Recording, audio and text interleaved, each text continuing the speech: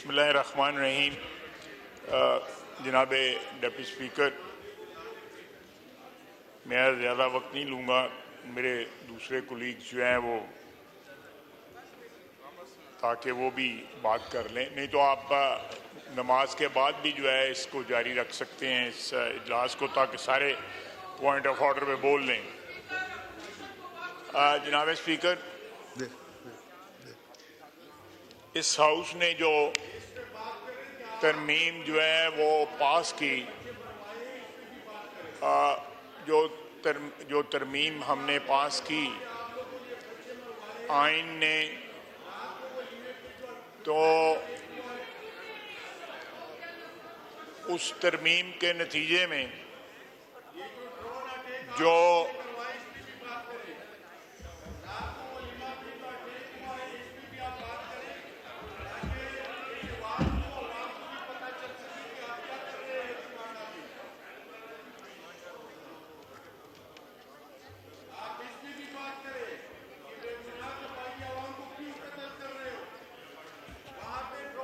मैं कोई ऐसी बात नहीं करना चाहता जिससे कोई तलखी जो है वो जो क्रिएट हो, या जो मैं अपना नुक्ता नज़र पेश करना चाहता हूँ उस नुक्ता नज़र का जो जिस्ट है वो ऐवान में बैठे हुए मेंबरों को तक न पहुँच सके।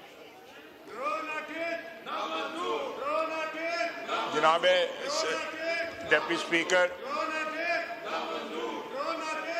इस तरमीम के खिलाफ जो है एहतजाज में दो जज साहिबान ने इस्तीफा दिया है। आज से 4-5 साल कबल, बल्कि 8-10 साल कबल मेरे कायद नवाज शरीफ को जब ओहदे से हटाने का प्रोसेस स्टार्ट हुआ तो मैं एक तारीख बताना चाहता हूं कि हमारे सुप्रीम कोर्ट के जज साहबान ने उस वक़्त के हुक्मरान या उससे पहले जो साजिश नवाज शरीफ के खिलाफ तैयार हुई थी, उस साजिश को अमली जामा पहनाने के लिए हमारी अदलिया ने क्या रोल जो है वो अदा किया।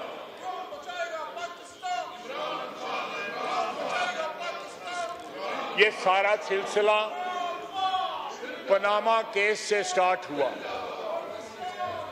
उस वक़्त चीफ जस्टिस हाकिम निसार ने 2 बेंच तश्कील दिए, जिसने वज़ीर आज़म मियां नवाज शरीफ को नाअहल करार दिया। इस बेंच में जस्टिस आसिफ सईद खोसा, जस्टिस एजाज अफजल खान, जस्टिस गुलजार अहमद और जस्टिस एजाजुल हसन शामिल थे। उसके बाद नवाज शरीफ की नाअहली के बाद एक और बेंच बनाया गया ताकि ये तय किया जाए कि उनकी नाअहली कितनी मुद्दत के लिए होगी। चीफ जस्टिस हाकिम निसार की सरबराही में justice Umar Ata Bandial, justice Ejazul Hasan, justice Sajjad Ali Shah पर मुश्तमिल बेंच ने फैसला दिया कि नाअहली ताहयात होगी। इसके बाद एक और बेंच बना जिसकी सरबराही भी चीफ जस्टिस हाकिम निसार ने की। उसमें जस्टिस बंदयाल और जस्टिस एजाजुल हसन शामिल थे। इस बेंच ने करार दिया कि कोई नाअहल शख्स किसी सियासी जमात का सरबराह नहीं बन सकता। एक बार वही जजेस नुमाया थे। इसके बाद तकरीबन हर सियासी मुकदमे में वही चंद जजेस सामने आते रहे। इमरान खान की बनीगाला जायदाद से मुतल्लिक केस बेंच में chief justice Saqib Nisar, justice Bandial, justice Faisal Arab शामिल थे। डैम फंड के मामले में यही नाम नजर आए, यानी chief justice Saqib Nisar, justice Bandial, justice Ejazul Hasan और जस्टिस मुनीब अख्तर।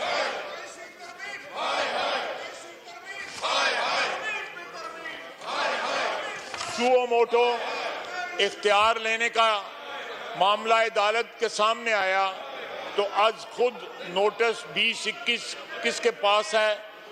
इस वक्त कायम मकाम चीफ जस्टिस बंदयाल की सरबराही में justice Ejazul Hasan, justice Munib Akhtar, justice Ali Mazhar, justice Amin Ahmed ने फैसला दिया कि आज खुद नोटिस लेने का फैसला सिर्फ चीफ जस्टिस के पास है।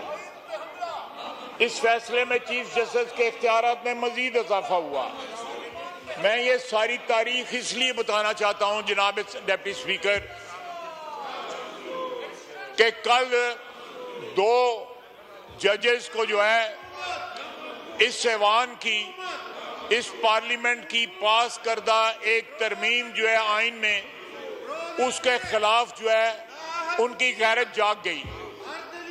लेकिन जब ये कैंगरू कोर्ट्स बना के जिनका मैंने बयान किया है, मियां नवाज शरीफ को विक्टिमाइज किया जा रहा था और एक एजेंडा जो है इंप्लीमेंट किया जा रहा था कि वो हुक्मरान ना रहे और उसको हमेशा हमेशा के लिए सियासत से बाहर कर दिया जाए, उस वक्त किसी की गैरत ना जागी।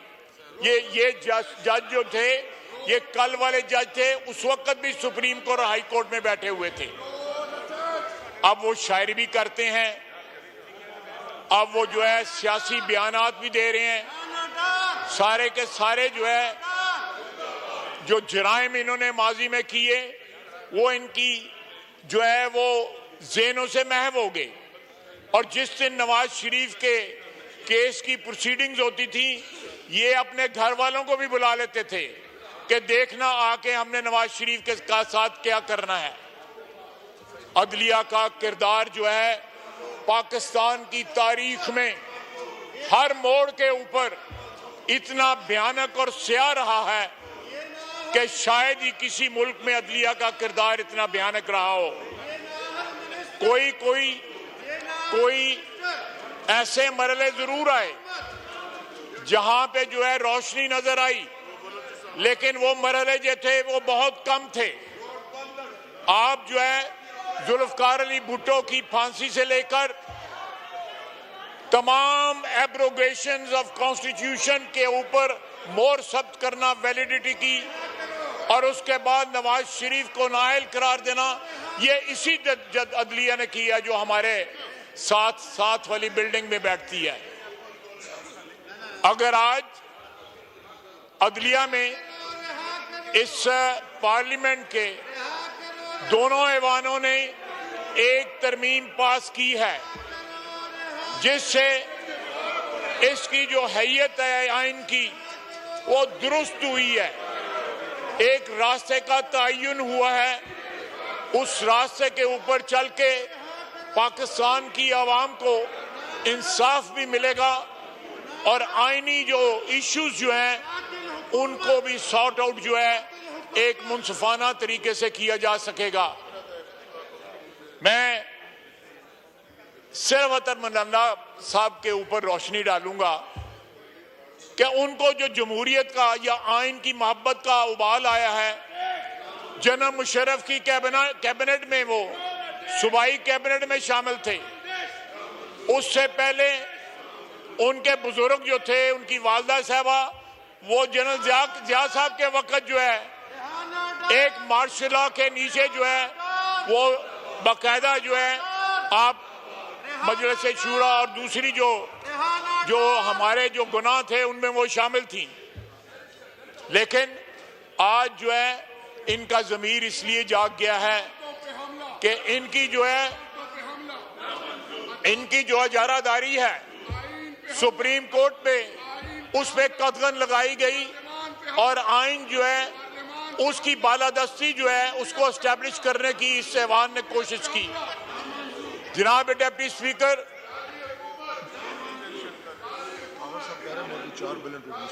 ओके, जनाब स्पीकर, जनाब डिप्टी स्पीकर, इस ऐवान की पावर जो आइन ने इसको दी हुई है ये सुप्रीम है, इसकी कोई इंक्रोचमेंट जो है बर्दाश्त नहीं की जाएगी। और ये जजेस जो हैं इनका जमीर जो है दहाइयों से सोया हुआ था, आज जब जो है दुम के ऊपर पैर आया है तो ये जजेस जो हैं वो आप बयान दे रहे हैं, पोएट्री कर रहे हैं, ये सब कर रहे हैं। जनाब स्पीकर, मैं ये अपना जारी रखें,